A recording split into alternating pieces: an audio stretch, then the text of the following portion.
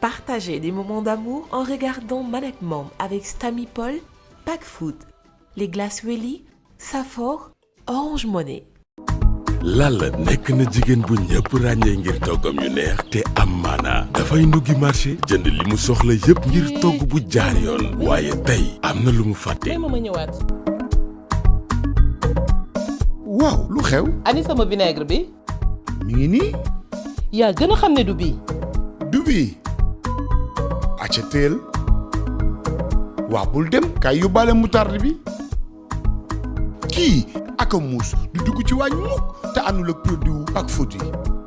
Gam Pack Food agsi na si seeni kër ak ay produits européens de qualité supérieure. vinaigre ak moutarde Pack Food moo mën si marinade dafa sell di relever sa goût togg di ko jox caf ko bu neex saf te sell.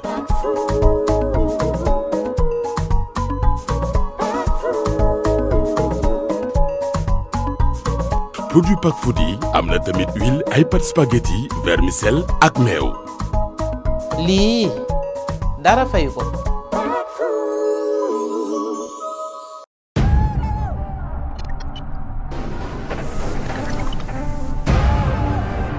Why are you running? Tu ne sais pas qui je suis.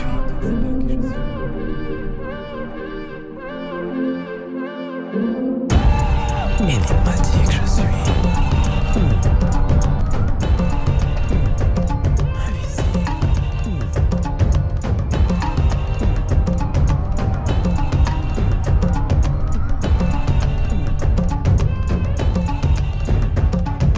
You and me, enlace-moi. Forever, enlace-moi. Parfum de séduction.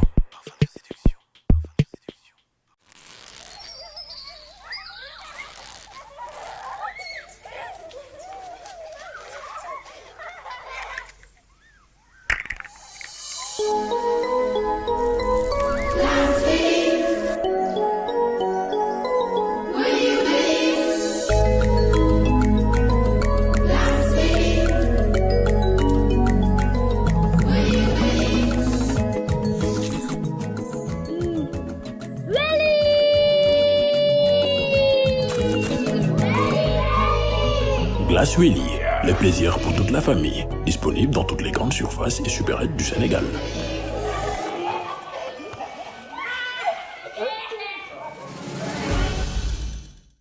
Safor moo wóor ca bool ba.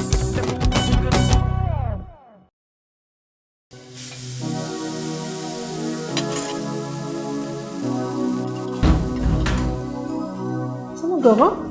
waaye yaay. yaa ngi si togg bi. ah sa ndab yi de daf may fàttaliku keroog bañ may muur may sëyi. gisoo man it tey la sama premier njël te Safor moo ma siy jàppale nii.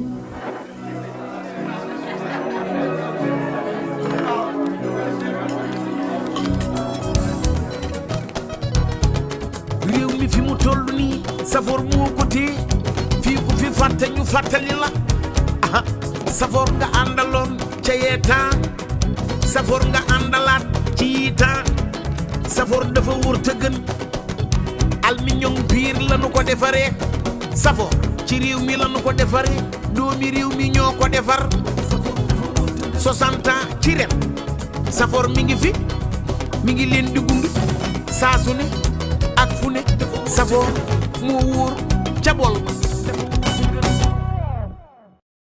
ak Orange Money jot leen xaalis bu jógee bitim réew mu teer si directement ci seen kalpe Orange Money waaw waaw maa leen ko wax mën ngaa jot xaalis ci téeméeri réew ak juróom fukk ba lu ko ëpp maanaam 150 dëkk moo xam ak Western Union Ria MoneyGram PayPal Small World wala sax Tap Send teg ci retiré ko benn ci sunuy point de vente yi nekk fépp ci Sénégal te doo leen ci fay dara téléchargeel gaaw sa application Orange Money.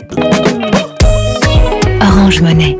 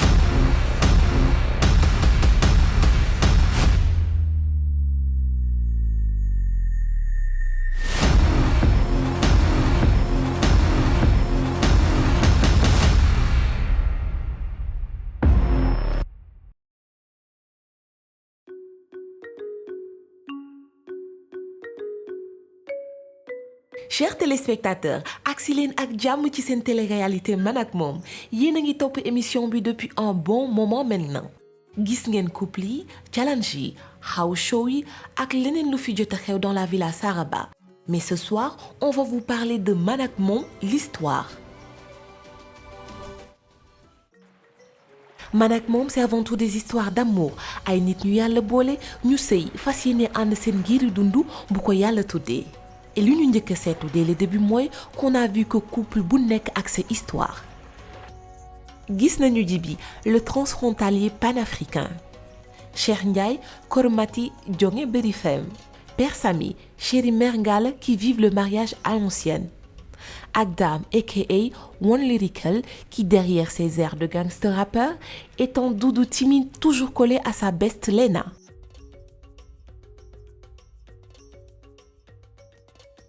Première impression Man ak Mom bu téléspectateurs yi am sur nos couples lors du premier épisode mooy qu'ils ont des visions différentes du mariage selon les générations et les origines de nos couples et ça s'est vu directement lors des premiers échanges.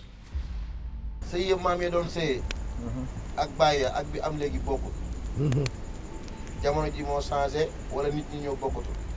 Chez nous on dit avant pour épouser une femme tu épouses sa maman. De voir le trajectoire de la maman de ta future femme. Comment elle se comportait avec le papa de ta femme. yéen seen jamono suñu jamono ñun bokkul. mais benn génération bi. non xam nga la moo tax bokkul. waaw mooy que ne tey dafa am avancement bu ngand par rapport ak technologie bi internet bi. ñu ngi ci waa un peu tey forcément nit yi nekkuñu parce que dañu bëggante forcément mais dafay am benn film boo xam ne mooy am seen diggante. man par exemple sama famille. famille la boo xam ni kenn mësul wër jabar feneen man rek maa si ñëw génn si dem uti jabar waxuma la génn Sénégal dama génn complètement dem uti feneen jabar donc man en somme si je dois résumer j'ai fait 36 familles.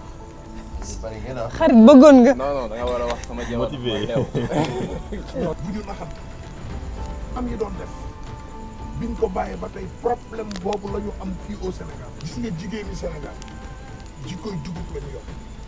ban mooy voilà dugub boo ko dee raay. doo am li nga bëgg da nga koy bojj.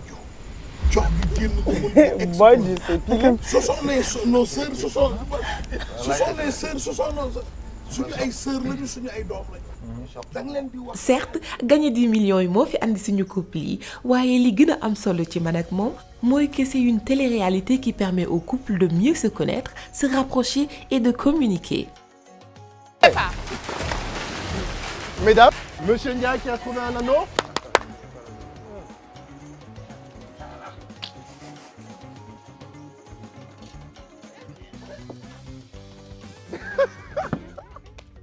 fii mooy droite fii mooy gauche boo ma nee gauche nee lay dem voilà. fii mooy gauche fii mooy. waaw arrière gauche waaw. ah.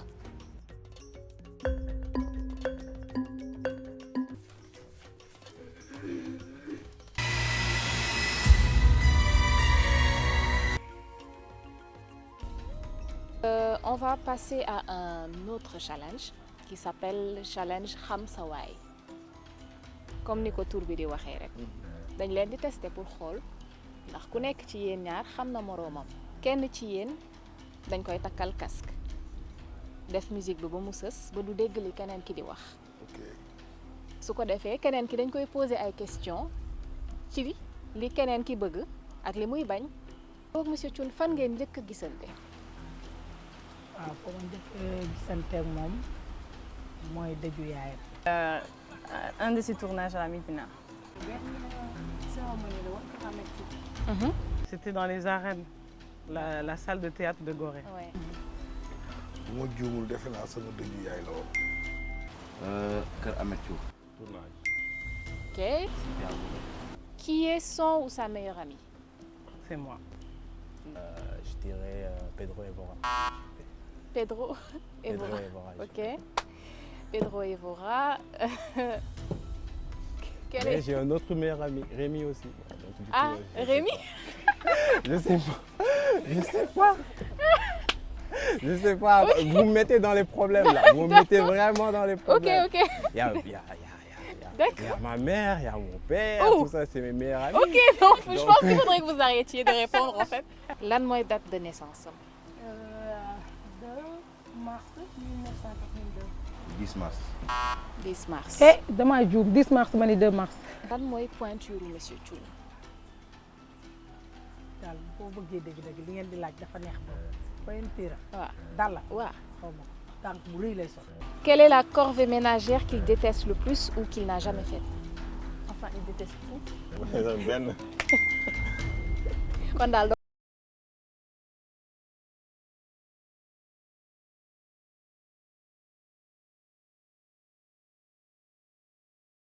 man ak moom c'est également ce qu'on peut qualifier de thérapie de couple car am nañu fi ay gan yu ñëw seet si nos couples pour leeralal leen certains points importants yu jëmale seen mariage kanam.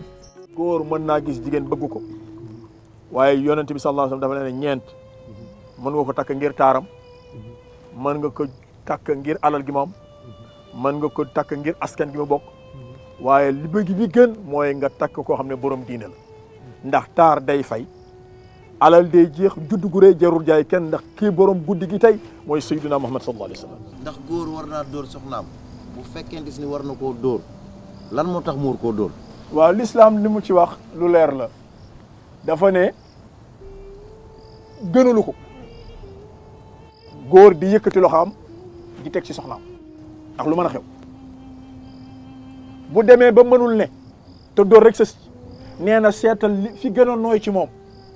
nga caw ci wax nga sottiwul dox nga ak ay mbokkam sottiwul nee na balaa ngaa dóoroon neqarlu ko sa xol dafa xonk du sax karaw kon dóor moo mucc bu dóor demee ba daa nga xamante moo ci sës mu ne nag bu boobaa seetal fi gën a nooy ci moom nga dóor te yaakaar naa ne fi gën a nooy ci jigéen nag balaa nga caa dóor am leneen loo ci jëf. Mais comme je vous l'ai dit au début, man ak moom c'est la célébration de l'amour et am nañu fi ay moments de love inoubliables.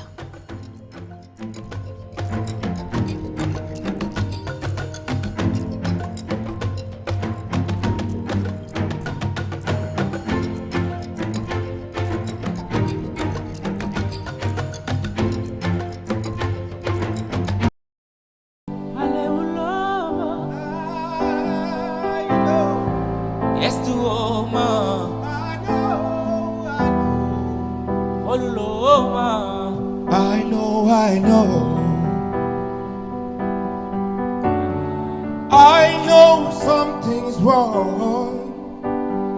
Domu ya imafate uloma. What inate will you love? 'Cause I know something's wrong. I know something's wrong. Mangi doxa takune tindaay bu tangulon. Mangi marnan doxa jafe lol. I know something's wrong. Kile ma xay sama doomu yaay fi ma tolluwee na bile doomu yaay jël si ma xaari sama fi ma tolluwee na ba mere woo ma doomu yaay jël si ma ba mere woo xaari sama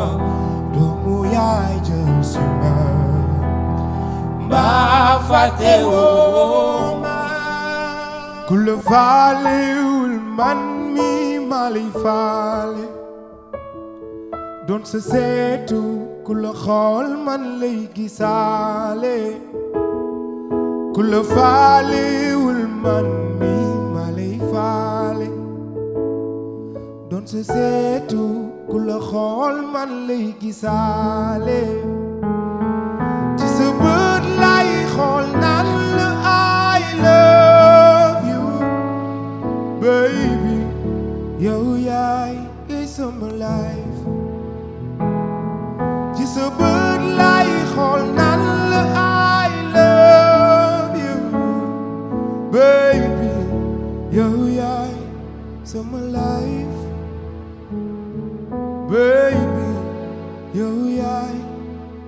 life su ma yàlla bëggee wax leen ko na ma bàyyi ak yow ndax ku mel ni yow amatul ci àdduna sama xol laa la def bëgg dëgg laa la def te duma sóoraale benn noon ndax yow yaay sama life ci sa bët laay xool naan la I love you baby yow yaay sama life baby yow yaay sama life ku la faalewul man mi ma lay faale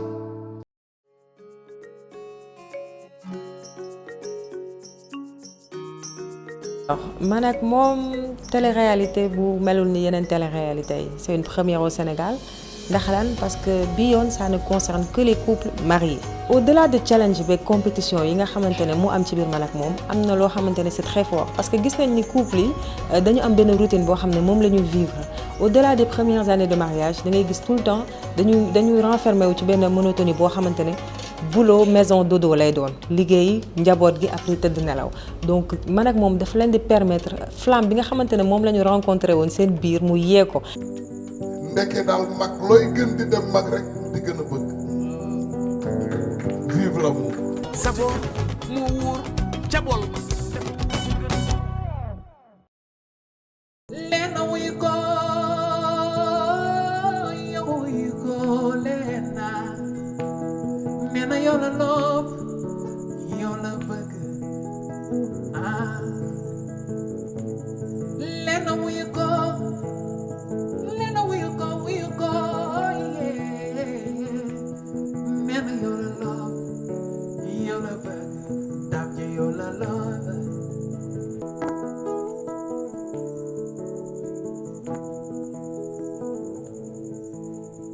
Sami Jun, Sami Jun, Sami Jun, Shirin Nengala.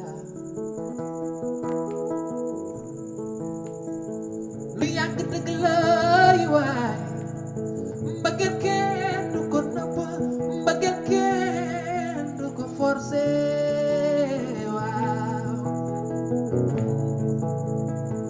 Cheikh Ndiaye yooy Chiri ba Malita Ndiaye Ndiaye Jata Ndiaye yow wuyu ko nee na nga wuyu ko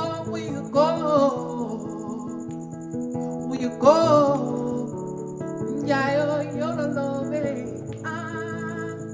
jàppuloo Jiri Yasira Chéri Jibril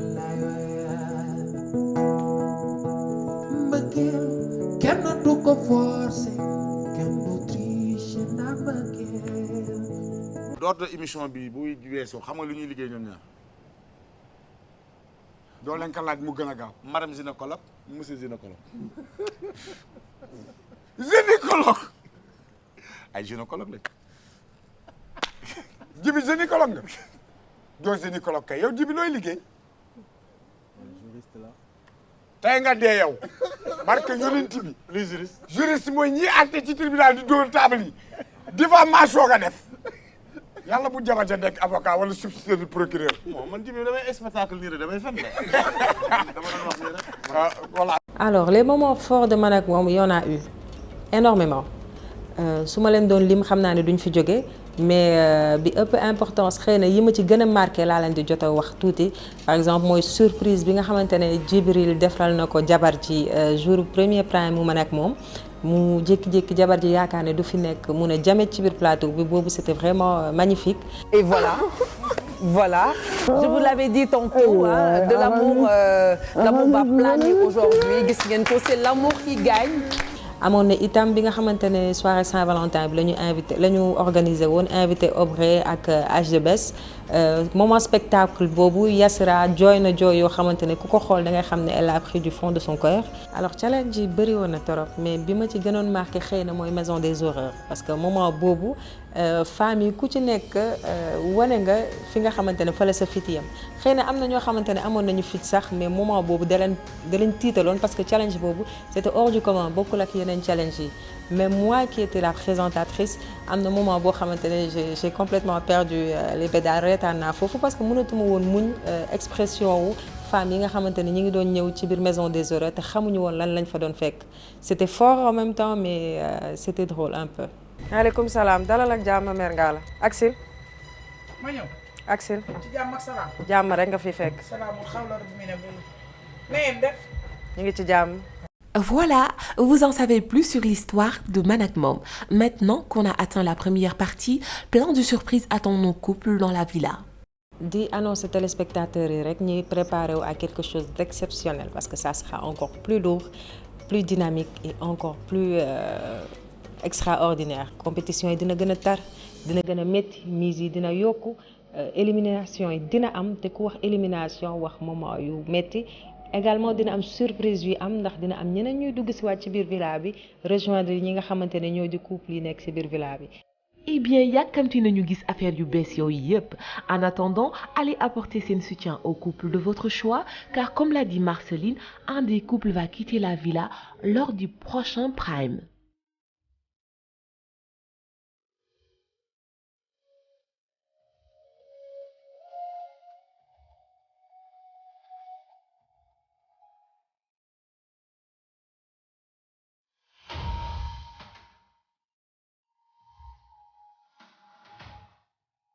Voilà, Man ak Mom, c'est comme ni ma leen ko waxee woon au début.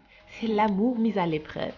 Quant à moi, maa ngi leen di jox rendez-vous très bientôt pour de nouvelles expériences dans l'aventure Man ak Mom.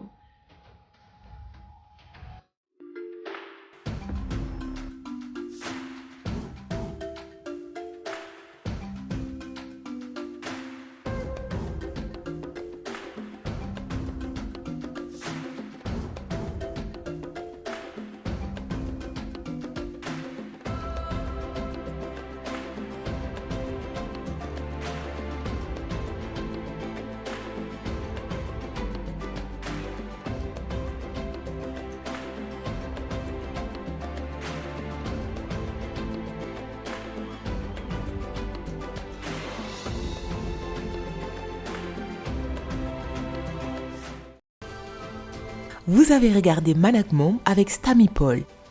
Pack Food, les glaces Welly, Safor, Orange Money. Avec Orange Money, recevez vos transferts d'argent internationaux directement dans votre calpé Orange Money. Et oui, vous pouvez recevoir de l'argent depuis plus de 150 pays via Western Union, Ria, MoneyGram, PayPal, Small World ou TapTapSend. Et en plus, le retirer gratuitement dans nos points de vente partout au Sénégal. Rendez-vous vite sur votre application Orange Money. Orange Money.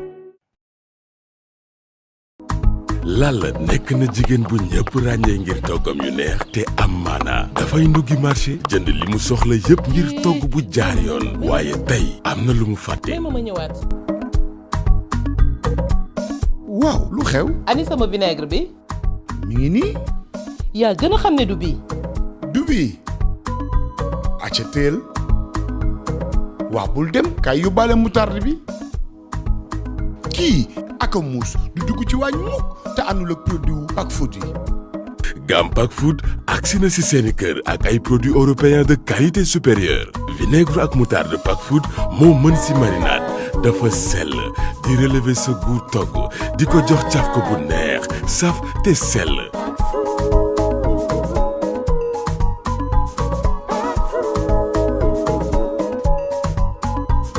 produit Pack Food yi am na tamit huile ay pâte spaghetti vermicelle ak meew. lii dara fayu ko.